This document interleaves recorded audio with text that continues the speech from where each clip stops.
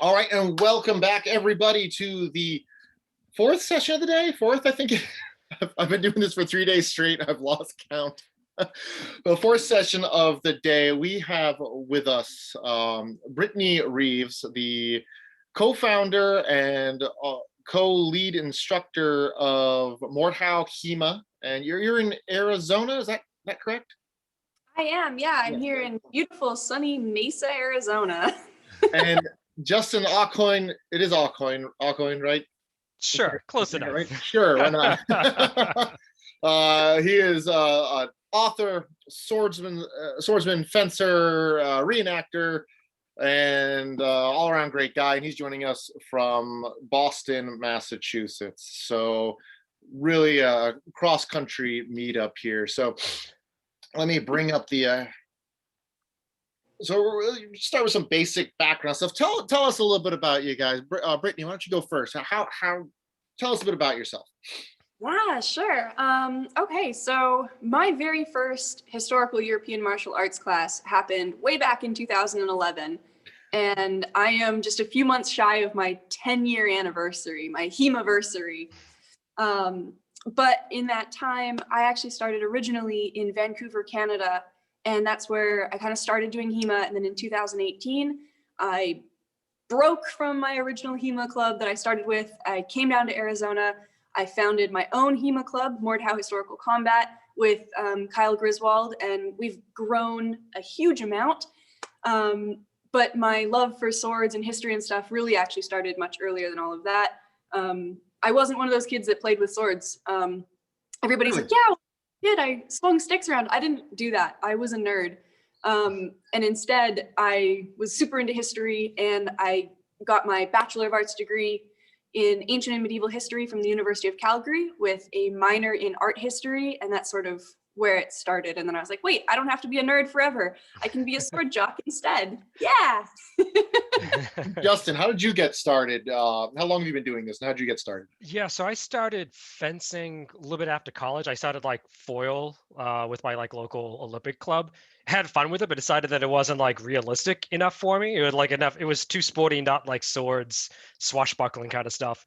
And I discovered the SCA by accident with a Google search. So I joined the SCA, tried making rapier fighting work, try to make foil fighting work with a rapier. Did not go super well. So after a couple of years of doing that, I basically decided I needed to learn how rapiers and swords actually worked, because it's just different mechanics and different ball game and stuff. So I've been fencing in the SCA for about 10 years now and been studying historical manuals and stuff, so about 8 of them. So I primarily play in the SCA and teach in the SCA. I've also been teaching classes, rapier classes at Athena School of Arms. That's in Cambridge, Massachusetts and stuff as well. So that's kind of my roundabout way of how I've got here. Now, were you the same way? Were you one of a kid that liked to play with swords too, or? I did, yeah. So we used, probably like a lot of kids, we used like wiffle ball bats to kind of just me and my brothers kind of wail on each other. I loved Zorro growing up, the old Guy Williams Zorro from Disney. Loved that. Loved the Disney 1993 Three Musketeers. So like I loved swords like as a kid and stuff, but I didn't really realize that playing with them on like this kind of level or fencing was really a thing until I was like well into my 20s. So I'm gonna say, usually when somebody from Boston talks about hitting somebody with a wiffle ball bat, that goes in a completely different direction. So you guys have been doing this for a while. You've studied a lot of different things. What style or school do you prefer more than the other? I guess I'll start if that's okay. Sure. So when you say style, I'm assuming you mean a specific system within the like do you prefer Fiore? Do you prefer Capoferro? Do you prefer? Yeah. So I've almost exclusively only done KDF for the entirety of my HEMA career. So for me to say like, yeah, I prefer this over that is like, no, it's only been KDF. I dabbled for about a year in Thibaut rapier, and that's really the only exposure I'd had outside of my little KDF circle in terms of like what I'd studied. But that's it. I'm sort of stuck on the KDF train, and I'm a big fan of that KDF train. I'm all about that. Justin, what about you?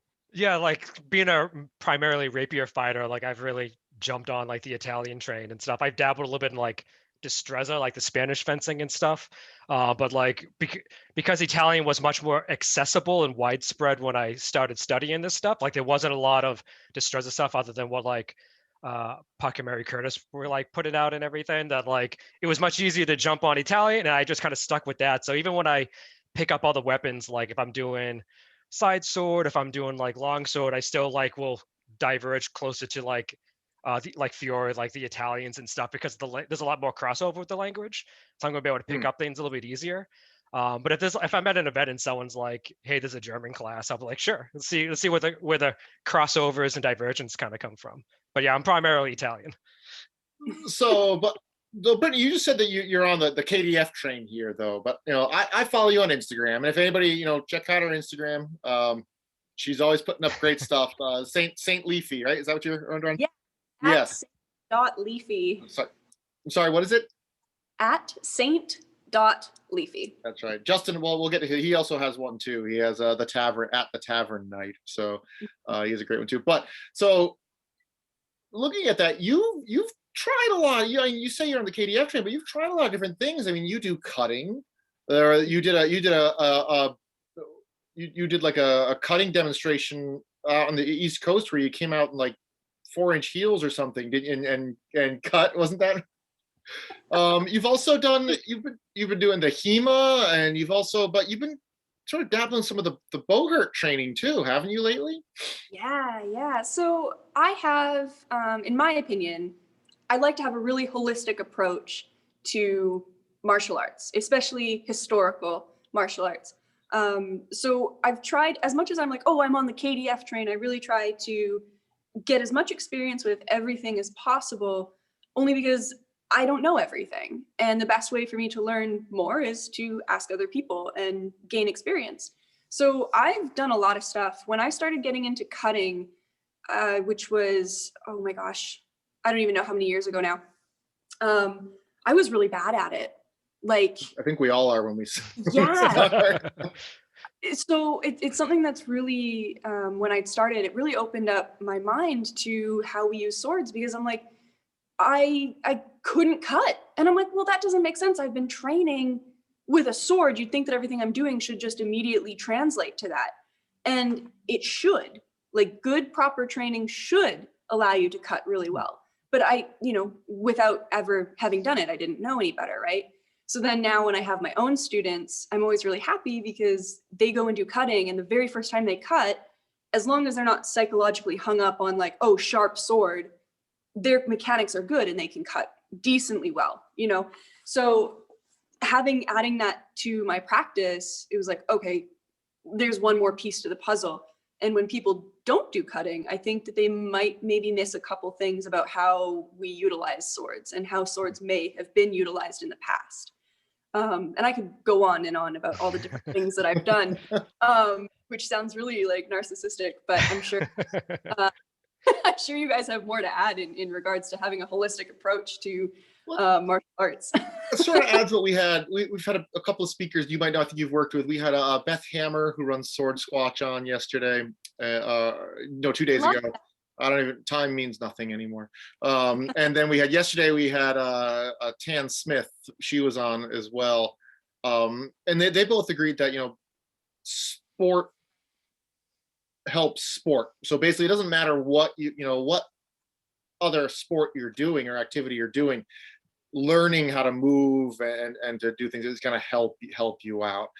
Justin, have you ever tried anything else besides the rapier? Or you? I know one thing you've tried, at least very, very, very briefly. And you got out on the SCA armored combat field with a spear once, didn't you? Oh my God, yeah. And everyone's like, because I'm a fence, everyone's like, yeah, just pick up spear. You'll be great with this thing. I was absolutely dog shit. Like the average SCA fighter is like twice as tall as me. I'm like 5'6". I'm not a very big guy at all. So they just tower over me. I'm in the front line. And then all of a sudden I'm behind everyone because I get bounced around like a ping pong ball back and forth. I think I might have like hit one person like the entire week. I was better at just kind of like distracting people. not very good at it and stuff. But I've been playing around with like non-armored, like SCA heavy rattan spear and stuff, kind of more like unarmored spear, because now in the SCA we can do some rapier spears is what we'll call it, but it's basically partisans or like light rattan spears and stuff. So like I've been kind of playing around with that, reading through Pash or Pascal. I don't actually know how you pronounce his name, but he's a German fencing master, and he's got like a bunch of different chapters and stuff. And one of the weapons in there is a double-headed spear. So you got like two spear ends and stuff. And he says this is primarily a French weapon, but like here's how to kind of use it. And since I'm very big into like French history and stuff, I've been kind of going down that track in terms of learning how it works and stuff. And to boil it down, it's basically it's basically a montante, but as a spear. Like a lot of the movements are very similar to like montantes. You just have like two spikes on a long stick, which is kind of cool.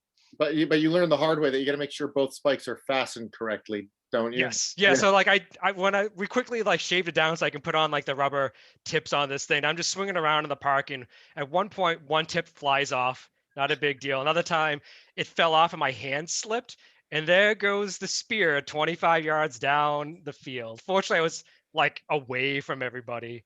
But man, that thing went flying. So you mentioned that one manual that you're talking about. Yeah. When you guys are studying historical manuals, what guides your decision-making process on how the moves are executed? Is it more like a personal, your interpretation of it, or is there more of a set sort of this is how it's people assume it's done?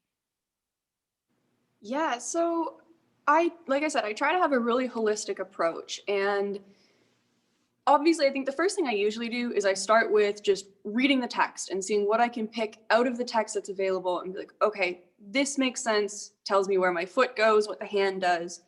And then, of course, from there, we've been so lucky within the HEMA community that we've had years now to try and figure out a lot of the basic biomechanics for what works and what doesn't. But of course, there's a whole bunch of things that go into interpreting manuscripts, and that includes looking at the images. And having an art history minor, which I originally wanted it to be my major, but the university I was at didn't offer it, so I stuck with a minor.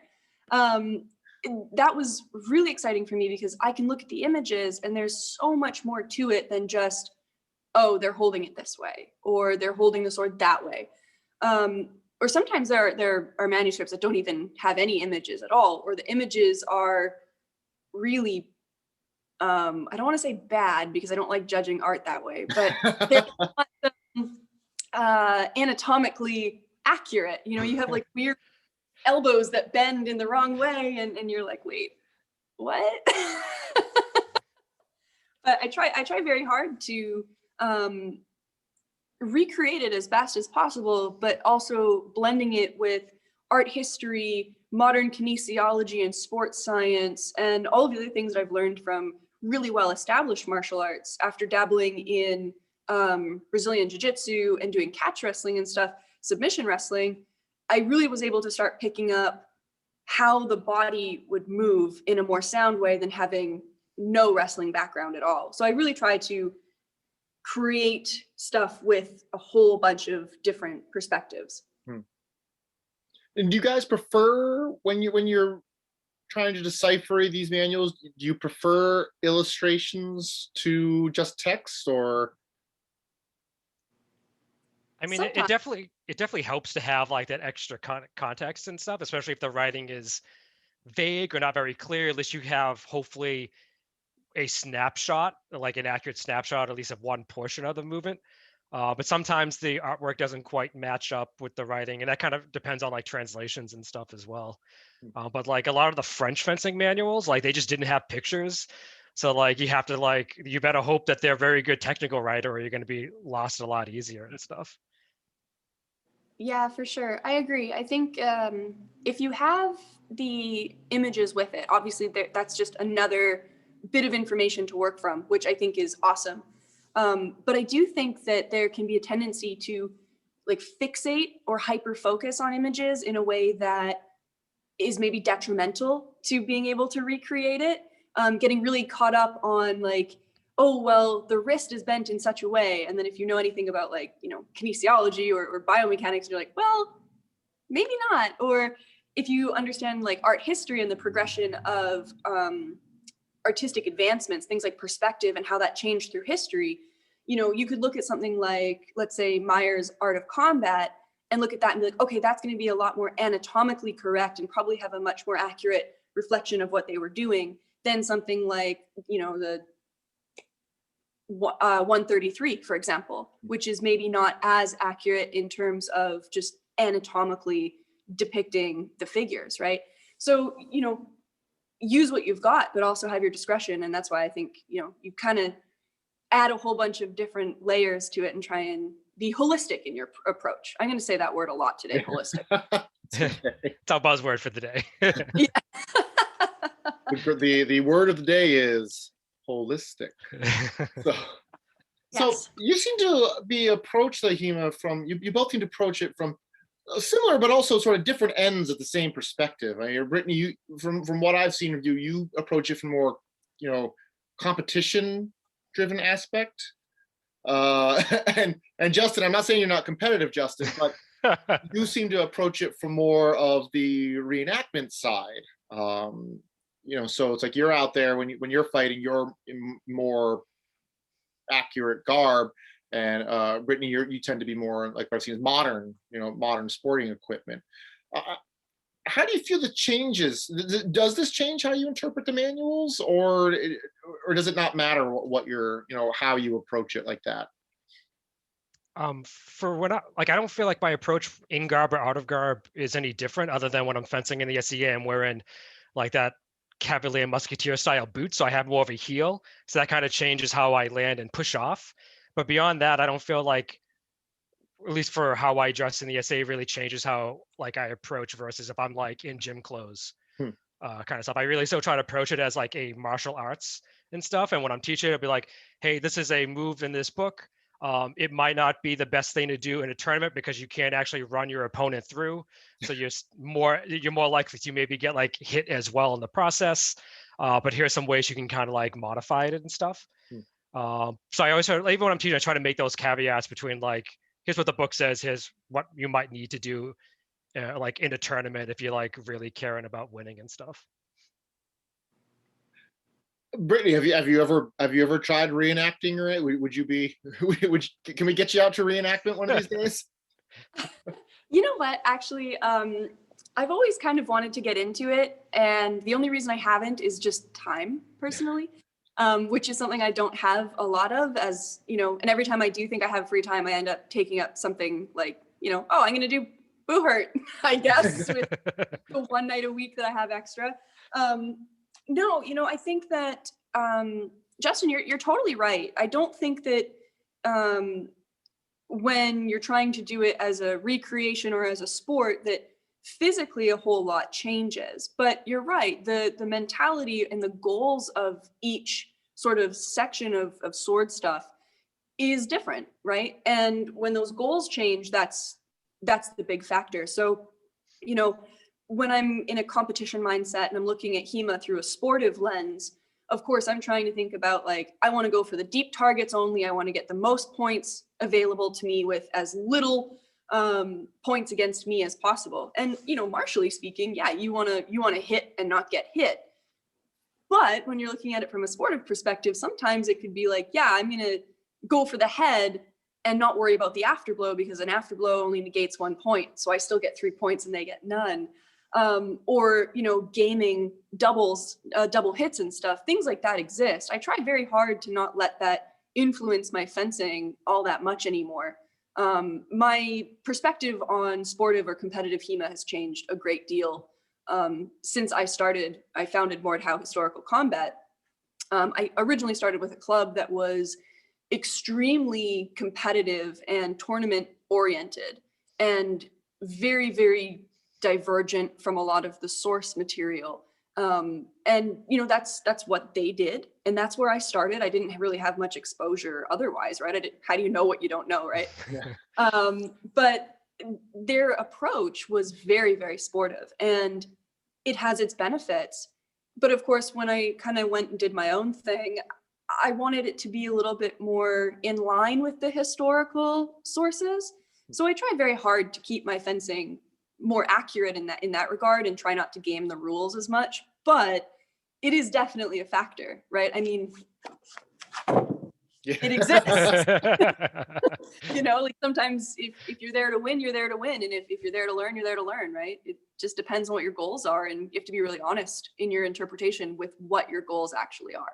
Yeah, and you can totally win using good historical like techniques. Like in the SCA, for the longest time, there was this idea that like you can't do that historical book stuff because it doesn't work. But if you're trying to do like rapier stuff, and the SCA rapier fencing started with like foils and epées, it's a different weapon. So like, sure, some rapier stuff might not work as well if you're using like a foil and an epee. But like, I think now that we like over the past couple of decades, so they've shifted over to like better simulators, so like the movements that we practice in the books work more accurate. We're definitely seeing more people, at least in the SCA, trying to do more historically accurate stuff because they realize, oh, it's really fun. There's some cool elegance moves and stuff into there, and like the mentality that you can't win doing these historical stuff is kind of getting thrown out, which makes me happy because I'd like to see more people studying stuff and playing around with different forms. Well, I mean, if it didn't work, why would it have ever existed in these sources in the first place? Exactly. Yeah. Right. Your life's on the line. Exactly. Yeah. I think part of the problem that existed within, at least within the sportive tournament HEMA community, was that very early on when we started doing tournaments, we weren't as advanced in our understanding as we are now in 2021. And so what was working in tournaments was really just like what we refer to in the HEMA community as like common fencing. Your bread and butter, just being able to swing a sword and defend. And then all the fancy things we hadn't really worked out yet because we weren't really good enough at the basics. And I think one of the sort of results of that was, for a very long time in tournaments, there was the technical award that existed, because you had your gold medal winner and they weren't necessarily doing the historical stuff. They were just swinging really hard and really fast, and they were more athletic than everybody else, but they still needed to award the technical medal for the people that were trying to do the historical stuff. And don't get me wrong, I have a technical medal from Swordfish and I'm very proud of it. And I didn't win the gold medal, but I think that, you know, that kind of separation between just being good at competition and then being good at the historical stuff, I think that gap is starting to close.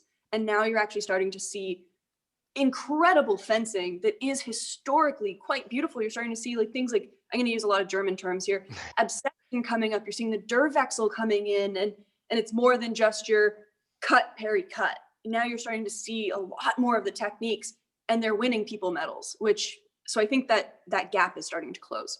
Yeah, that's really cool. Yeah, I'm all about history, so I'd love to see more historical stuff whenever possible. So, have you guys ever encountered a move that you just couldn't figure out? It's just like, or ever found something just like, there's no humanly possible way that somebody ever actually did this move?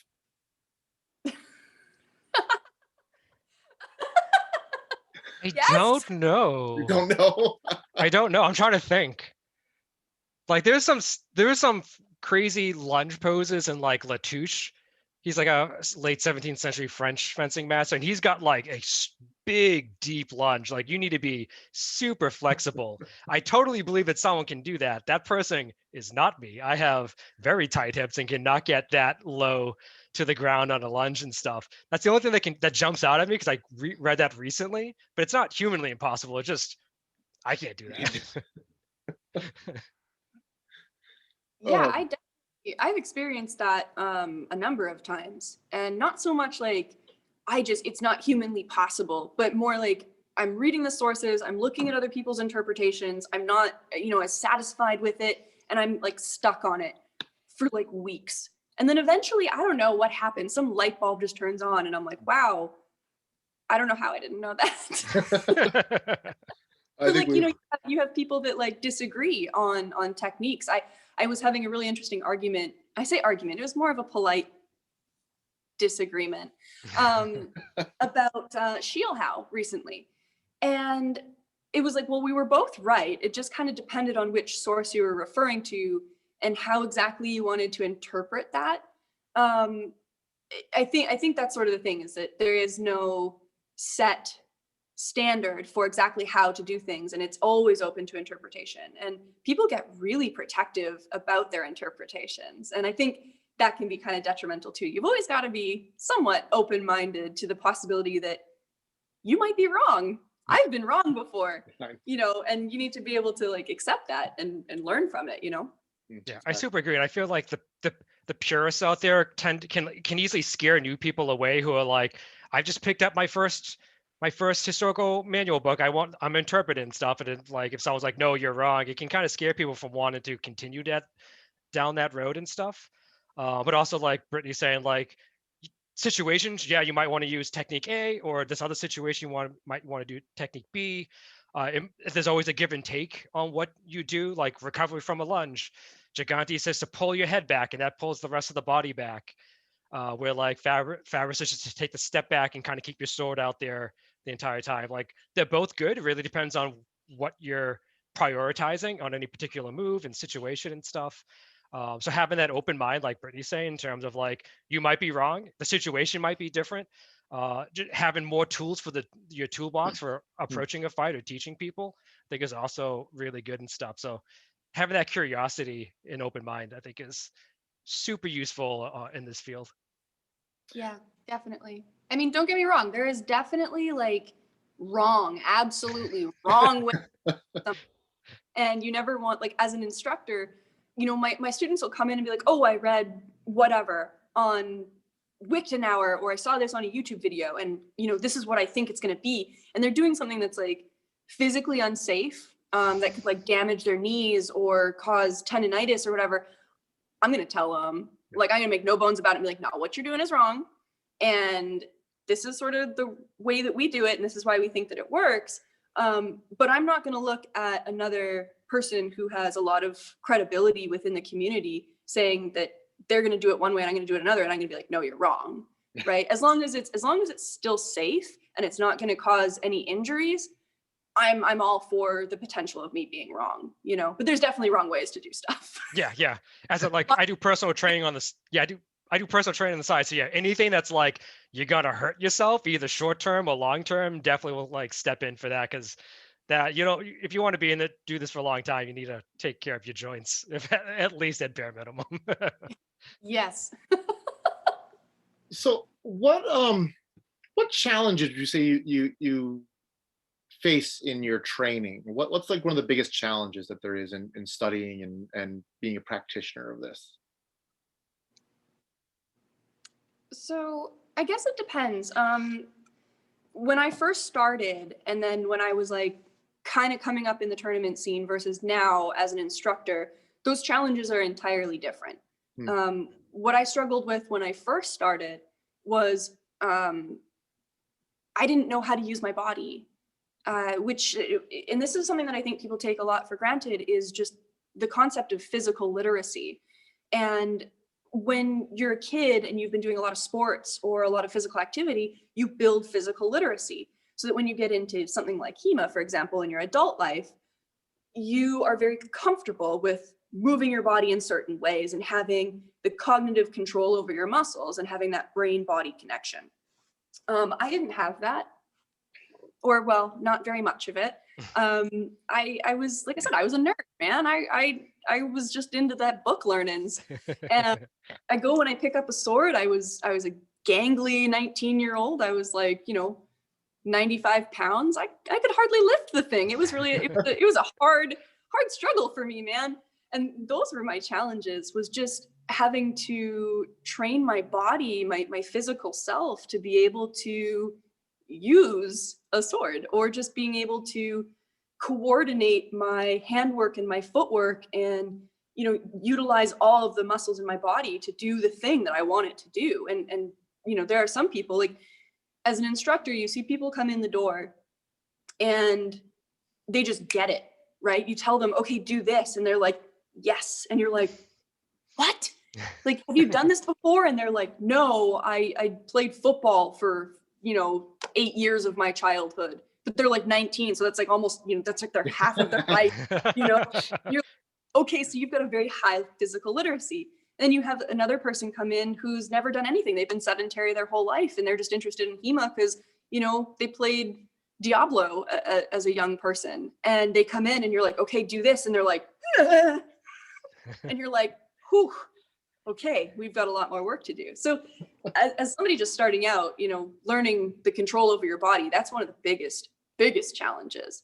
But now as an instructor, I got a whole new set of challenges, but Justin, I'll let you kind of take over for now. Otherwise, like I said, I'll keep talking. Yeah, I'm actually going to like just reaffirm what Brittany said about like that physical literacy. Because this is a thing I've had a bunch of conversations with my wife, who's picked up fencing in the past several years, and a bunch of my friends and stuff. Is like one of the terms they get thrown out around a lot is like, all right, this person's a natural athlete, so of course they're really good at this. It's like, I'm not a natural athlete. I've been playing sports since I was like 5 years old. I'm like 37 now. That's like my entire life I've been playing some sort of sport. So like, as Brittany's saying, like coming into fencing, I know how to move my body because I've been doing all these other physical activities for decades and stuff. So it makes it a little bit easier to, pick up a rapier or a longsword or whatever and kind of just be able to get it because you have, it's basically like if you're a D&D character, my athlete is my background. I've been playing sports for 3 decades. I have athlete perks that make me pick up things a little bit faster than someone who might be brain spanking new, who this is their first really maybe big physical activity and stuff. So I just definitely want to reaffirm that because I've totally noticed that as well. So I'm glad that like that's not just something that's popped in like my mind and some of my friends' minds and stuff. When I first started out, the biggest thing I had issues with was finding other people to kind of like study with me and do drills with me and stuff. Because again, the SCA had this thought process of you can't win with period techniques. So I needed to get people who are willing to kind of like have an open mind and drill with me. And like I was learning the drill the night before and trying to teach everyone else the drill the next day. So it was like we're kind of like leading each other, not quite sure exactly what we're doing. So that was kind of challenging. One, in terms of just getting enough people to do it with me, and two, also trying to coach while also being the student because I was brand spanking new. So that was the biggest thing. Now it's just kind of like just trying to find other instructors that have slightly different takes than I do to kind of like learn from them. Like I love taking 101 rapier classes, even though like I've been doing rapier for like 10 years now, because an instructor will at least teach one thing different than I do. And I can kind of take that. So when I'm teaching or coaching somebody else, maybe my way of explaining it doesn't work, but maybe Brittany's way of explaining this thing's will be better for them. And I can now throw that at them and see if it sticks and stuff. So yeah, like the definitely slightly different challenges now. So now you guys have done a lot of traveling for this, gone across country and Brittany, you've done some international traveling for this, correct? Is that right? Yeah. So what was your favorite event that you've been to so far? Oh no, favorite. Gosh, I know I'm gonna offend somebody. What's your top 3? Okay, that's a little easier. Okay, so I've always said this, and every time I have the opportunity to sing the praise of SoCal Sword Fight, I always do. It's my favorite event, just West Coast, because it's really big, so it's a nice big gathering. Or well, I mean, was pre-COVID. Awesome group of people running that event. It is. I can't say enough about it. I mean, it's always got really great really great tournaments, really great instructors. I've instructed for them for several years. I think it's to the point now where they've stopped asking me to instruct and then just assume I am. You show up to the class waiting for you. Yeah, that's kind of how it happened last year. We were very lucky for 2020. It was like, it happens in February, so it was just before the pandemic sort of happened. So we got to sneak in a SoCal 2020. Oh, nice. And I'd asked them, I'm like, hey guys, like, do you need me to, I'd really love to teach this year. Do you want me to submit something? And they're like, you've already got your slot. Like, we just need you to, tell us what you're teaching. And I was like, okay. So SoCal Sword Fight is the best. If you haven't ever been, go. It is going to be totally worth your time. My other favorite events was going to Swordfish Oh my gosh. Swordfish was like, for me, my very first year in HEMA was like, they had Swordfish 2011. And I was like, oh my gosh, that's like the big event, right? That's sort of like the world championships almost. And ever since then, I'd always wanted to go to Swordfish, and I could never make it happen. And it was finally in 2019 that Swordfish had reached out to me and they're like, hey, we would love for you to instruct. And I was like, what? Me? Big time. Yeah, I was totally just blown away. And they're like, yeah, we want you to teach cutting. And I'm like, wait, hold on, what? I was just like, I was so humbled by the experience. And here I am going to this tournament as an instructor. And the people in my class are like people who were my HEMA heroes when I started. And I'm like, oh my gosh, like, I can't teach you. I've watched your videos from like the beginning of my HEMA career. And that was awesome. Swordfish was so freaking cool. It was my first time on the European HEMA tournament kind of circuit. And that was bomb. I loved it. And I think, the only other event that really has just struck me as being freaking awesome is it's not really that little, a little event out here in Arizona called Duels at High Noon. And it is very different from most HEMA tournaments. It is like a lot of people, there's like 50 people, but it's a round robin tournament. So there's no pools and everybody fights everybody. And I love it. Tucson Historical Fencing Club runs it. That's a Doug Bostic's group out here in Tucson. It's a little regional event for us. I love it. I would give up all HEMA tournaments forever to be able to just do, if I could only ever do one ever again, it'd be Duels at High Noon. It's one of my favorite events. So those are my things: SoCal Sword Fight, Swordfish, and Duels at High Noon.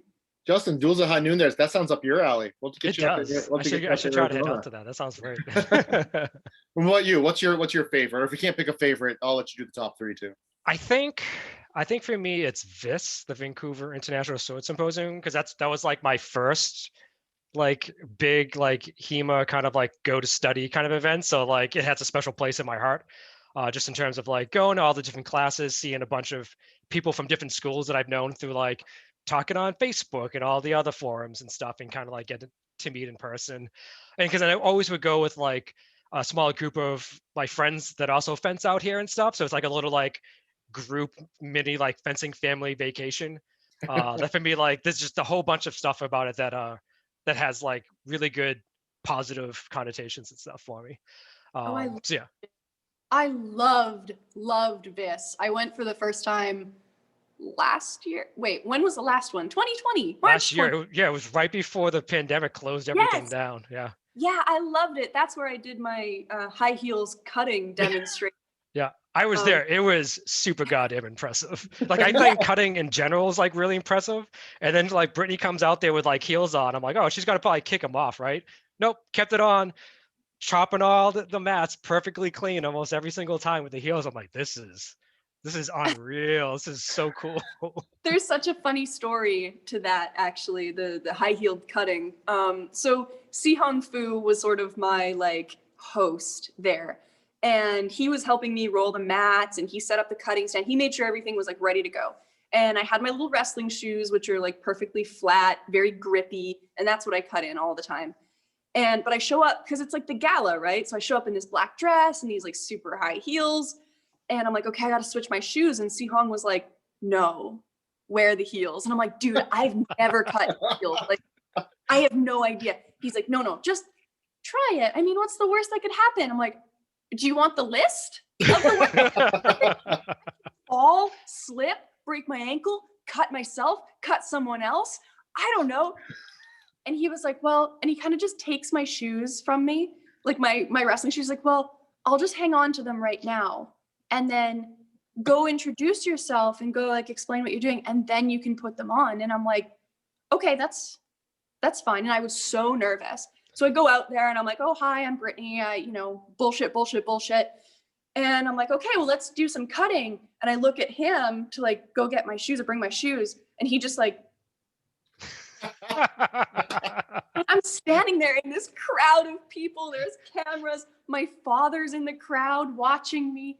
And I'm like, oh my God.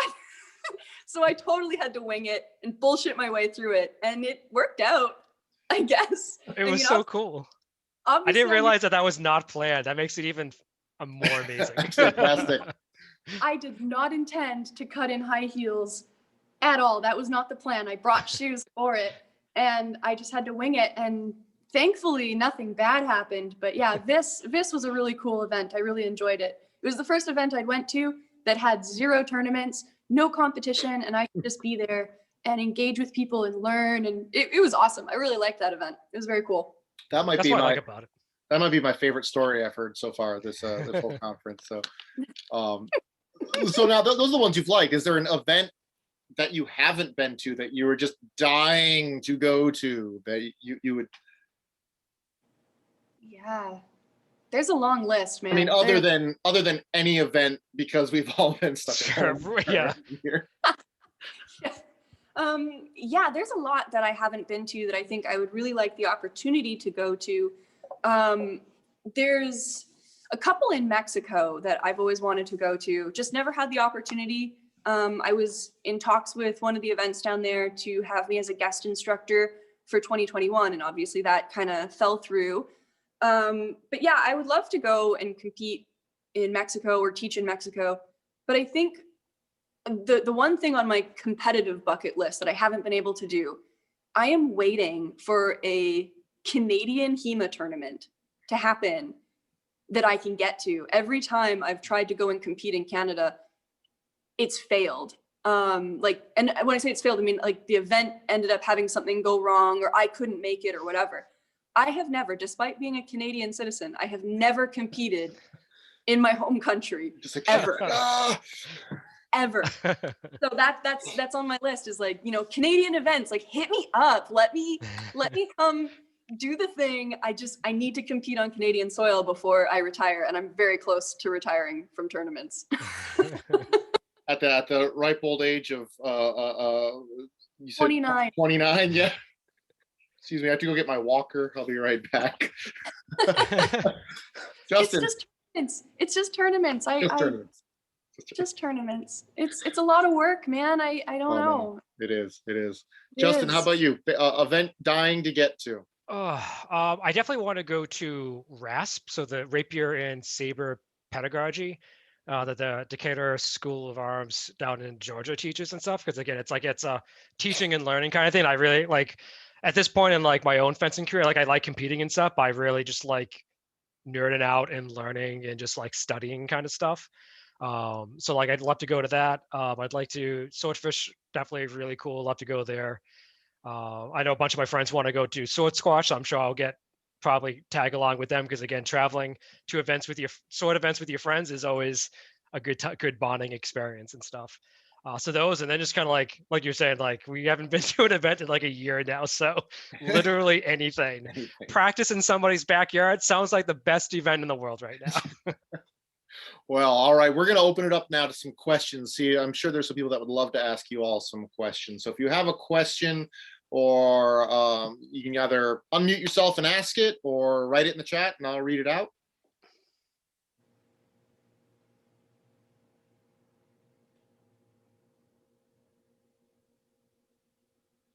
Anybody? That's okay. I see a lot of comments. Yeah, there are a lot of oh, here's one. I sort of asked this in the chat, and you've sort of already answered it, and someone else also said something very similar. How much do you think the change in how effective people think historical combat is because of an increase in being aware of the physical requirements that you need to be able to do the things in the manual first? I'm not sure I totally understand the question. I think I kind of know where you're going. I just want to make sure I understand. Okay, so sort of, I feel like part of the issue early on with trying to read the manuals and follow them is that people didn't really have the, sort of what you were talking about with, you could barely pick up the sword. And if you can't pick up the sword, you can't really do the movement that they're showing in the picture. So you have to build physical strength first. And I feel like what I'm seeing is that there's more awareness of needing to build those groundwork skills in order Yeah. to be able to do it. Yeah, absolutely. Absolutely. I think that, I don't want to give the misconception that you have to be a really big, strong, physically fit person to do sword fighting, because you don't. I mean, I'm 110 pounds and I'm only about 5'6". So like, I'm not a big person, but yeah, absolutely. I think, as the community sort of grew and became a little bit more physically aware of ourselves as individuals, is when we were able to really grasp the concepts that were within the manuals. Like, I mean, and that's with anything, right? Is like the first person who kind of like would have, within the HEMA community, the first couple people kind of picked up swords and kind of just probably flailed around having to figure it out. And then the next generation that comes after builds off of what they've learned. And we've had, now I think over a decade of HEMA specific tournaments that have come around, and we've sort of been able to figure it out. And we've added sports science into how we interpret our stuff, or we've borrowed cutting mechanics, let's say, from the Japanese sword art communities that have already been well established. And as you start to build that physical literacy and the understanding of just biomechanics, that's where it becomes a lot easier.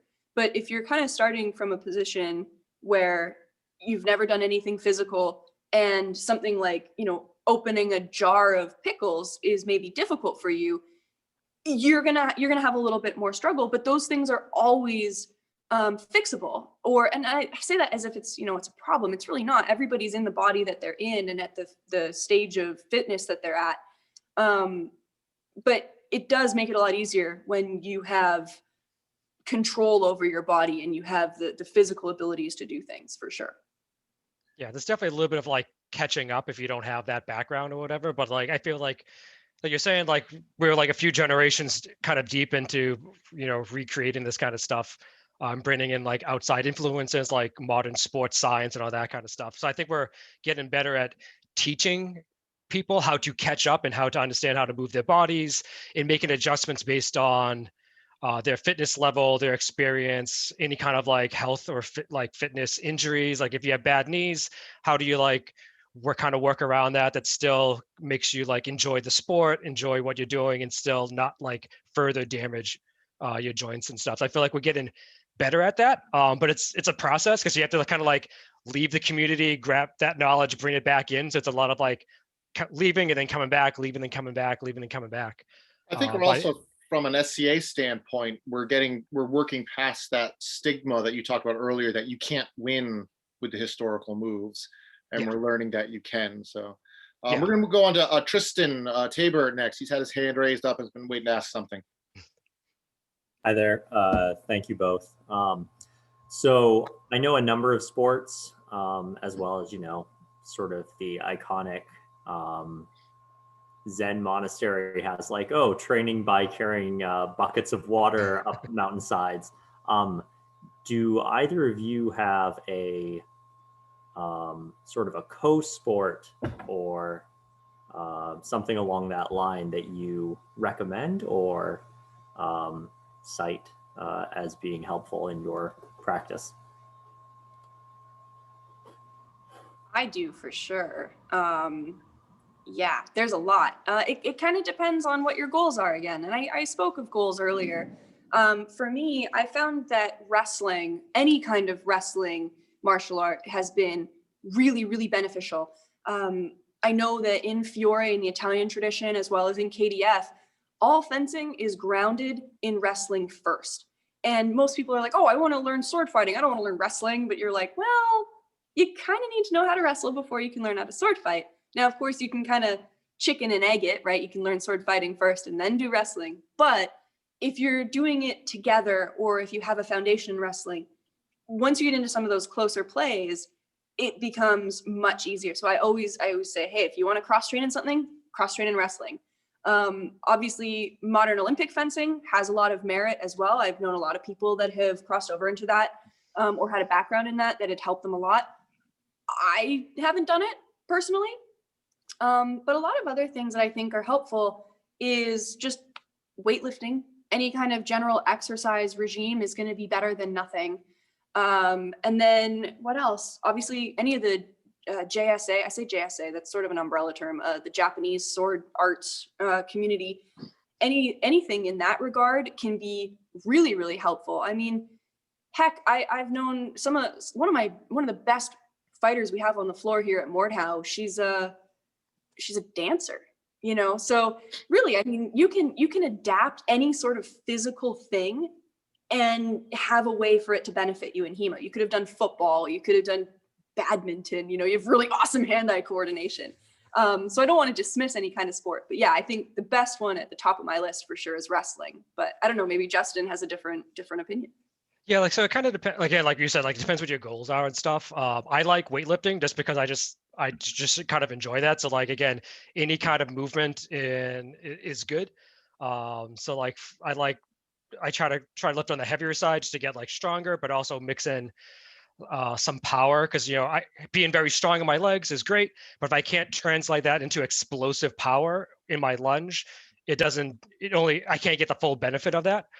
So I'll do a lot of plyometrics, box jumps, broad jumps to really get my legs to be able to explosively project myself across the room. Someone mentioned intervals in the chat, which is great. Yeah, like high intensity interval training is really good for stamina and stuff, especially if with a lot of fights, it's a lot of like stop and go. There's a small little pause, a lot of like heart rate races up, hits happen, you kind of break apart, so then the heart rate might drop again, and it kind of comes back up and down. So that's really good for kind of mimicking that part of tournaments, or in the SCA when we do big melees, similar idea. Agility ladders, I think, are really great in terms of just like getting quick feet, which is fantastic for rapier and for longsword and pretty much any martial art, being able to just move your feet quickly. I also like, I picked up, so these are actually kind of expensive. I picked up some blaze pods. They're basically these little lights that flash and you hit them for like reaction training, which is which has been great for pandemic in terms of trying to keep my reaction time a little bit sharper and stuff. Those are probably a little bit on the pricier side in terms of like individual, but if you have a school, it's not too bad. So those are kind of like, and those are fun little games, and you can throw those in for your training and stuff as well. So yeah, like any of those, but yeah, like dance, fantastic. Any other sport, good. We're gonna move to because we're running short on time. We have one last general question from Nolan. He's been waiting. Hi. I was just wondering, how much of a difference does it make to be a shorter person in the combat world? Because I'm really short, and I was wanting to get into it eventually, even just a little bit, and I was just wondering how that might affect my journey. Well, Justin's really short too, so.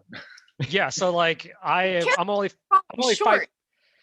I'm 5'6", so I'm not very tall. So I'm like 5'4". I don't identify as short. Excuse me. I am short for the average stereotypical male. And in the SCA, a lot of people are much taller. So like for rapier anyways, most of my opponents can hit me before I can hit them. That's just, they have a longer blade, they got a longer arms and limbs. They're just gonna be able to hit me earlier. So I need, my technical mechanics need to be much more sound. I need to be much better at controlling their weapon while I try to walk through no man's land until I can get to the spot where I can hit him or her or whoever. Look for advanced targets. Like I don't always have to hit the body. The arm is perfectly good. If these were sharp weapons, if I run my sword through your arm, not a good day for you. So you kind of just have to readjust your focus. And for me, I readjust my focus on targets sometimes, and just realize I need to have really sound mechanics. Thank you. Sorry, if you don't mind, being a small person myself, I went through that journey. Don't let it stop you. Like absolutely don't even look at it as like, oh, it's gonna be a problem, it's gonna be a challenge, but don't let it interfere with your ability or interest to interact with the community and take part in it. I'll be totally honest with you. Height, weight, all of those things matter.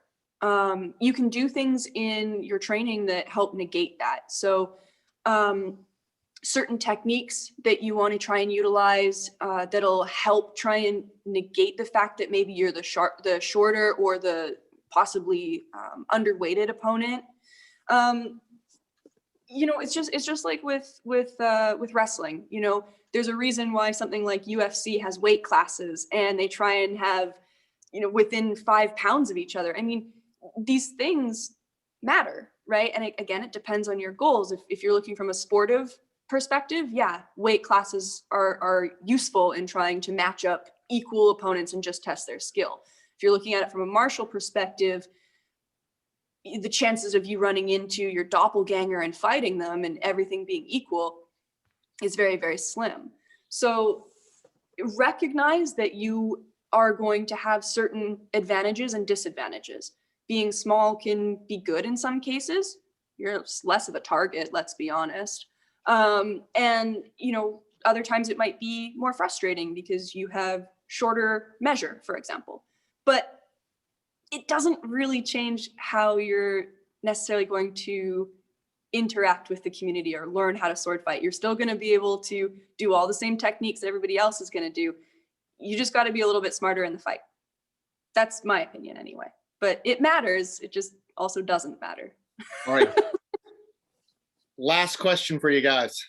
The question. What's your favorite sword? Ooh. I knew So, this was like- coming. Yeah. So for me, in terms of like the ones I own, it's the last one I bought is usually Yeah, like my favorite. there It's you the go. Toy. If you're talking about like a historical one, I'm going to drop actually a link because in here so people can look at it. It's like the 1640s like transitional rapier. It's like half rapier, half small sword.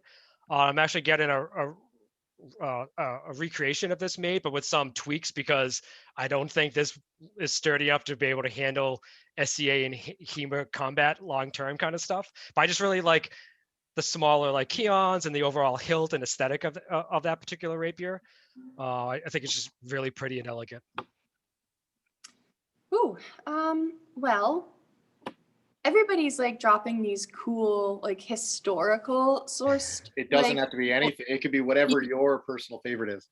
yeah, everyone's got like museum artifacts. They're like their favorite. And like, I feel like less of a nerd saying this and more of like just a, you know, sword jock, which I've grown into in the last few years. Honestly, I'm totally in love with my Angus trim falchion. Makes nice stuff. It does. It's the best cutter ever. It's so good, in fact, that I have personally been told that I cannot compete with it at certain events. Oh, And that's fine. You know, whatever. I mean, that's okay. I'm not a gold medal cutting person yet. I've only got my 2 bronze medals, so I'm getting there. But if they want to, you know, they're like, oh, she's getting too good. Those 2 bronze medals, don't let her use the falchion. well, No. Brittany Reeves of Mordhau Historical Combat and Justin Aucoin of also SCA, swordsman, author. Check out his books on Amazon. They're fantastic. Thank you so much for joining us today. It's been a pleasure having you and a wonderful talk. I think it was a really great talk.